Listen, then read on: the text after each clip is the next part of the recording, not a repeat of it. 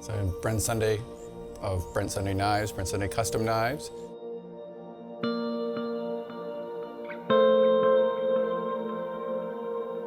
I make knives.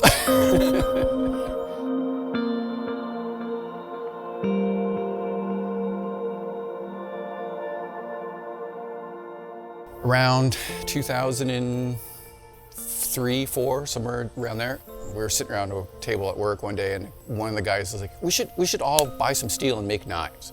And I was just like, I'm in, let's do it. I've always wanted to do it.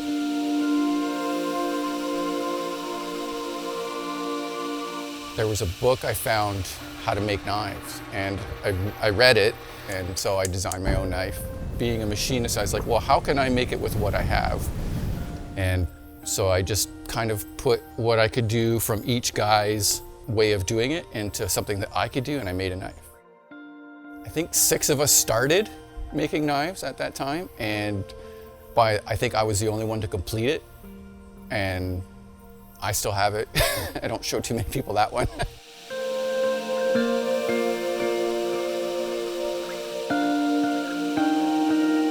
You know, like, it was a huge learning curve, but that was the starting of the passion of doing it. And then no one seemed interested in it at that time. It's like, cool, you made a knife, you know? And it worked, but it didn't work, you know? Like, there was a lot not wrong with it, but functionally it just didn't work, like the shape.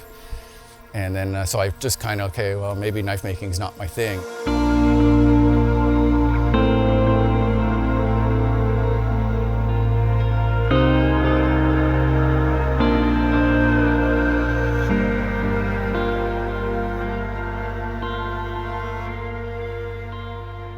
Around, say, 2006, let's just say, I went to the Sportsman show in Toronto, and I met Stephen Tedford there. He was doing the show. And so I brought the knife that I had made with me, and he's like, wow, this is really cool. And he was like the first person to like support my knife making thing.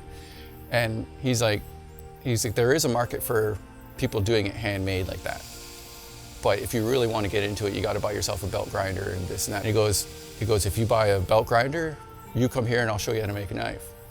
So I sold my motorcycle to buy a belt grinder, and I took my belt grinder to his house and I set it up beside him, and we went through the motions together of how to make a knife, and I walked away with a knife. And then that was like the huge, like, it was kind of ballsy to go and buy a belt grinder, because I think I paid like $3,500 for my belt grinder. So like to go from doing hand files with draw filing and that to buy a belt grinder, and I was like scared. It's like, you're going all in now, right? Because that's a lot of money to drop on something that you don't know if it's going to. And so from then on, I was just like, okay, we're doing this. So that was the start.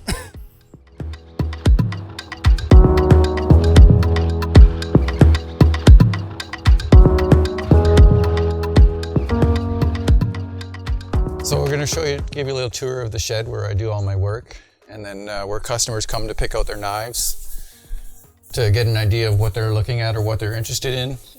Customers generally come here with something in mind, like a chef knife or a hunting knife or fillet knife.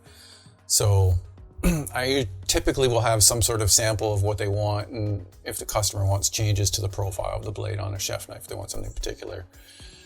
So once we pick the knife that we want, we'll come in and show them. I have patterns that I use, so to try to keep sizes and shapes pretty consistent. Once we have the rough profile of the blade, and we'll go to the drill press and we'll drill holes for the hidden pins and the relief holes for balance, and what allows glue to go through to bind the handle material to the blade. So we'll drill through, and then from there we'll heat treat the blade. We use a kiln, runs on propane, to heat treat the blade. I would generally always use stainless steel, so the temperatures are consistent at 1950. It does whatever it has to do, and then we quench it. And I used to use oil, but now I do it between 2 aluminum plates with air. And the aluminum plates will really prevent the blade from warping because it just gets clamped in there and keeps it nice and flat, which is critical when we're trying to make a knife. So once we got it heat treated, we'll work on tempering it. So we'll do our temper cycles in an oven. Use a toaster oven with a timer. So once we got the knife heat treated, we'll go to the belt grinder. And then from here, we'll do a series of grinding. I'll go between the 8-inch contact wheel to a flat platen. In the last time we were showing how the grind of the blade it stays the thickness of the material and comes down to the point, and then from the spine to the cutting edge, it's also an angle. So there's 2 angles that we're concerned with. Once we have that done, I go to the garage where I have a workshop set up in there, where I'll attach the handles and do some hand sanding in there.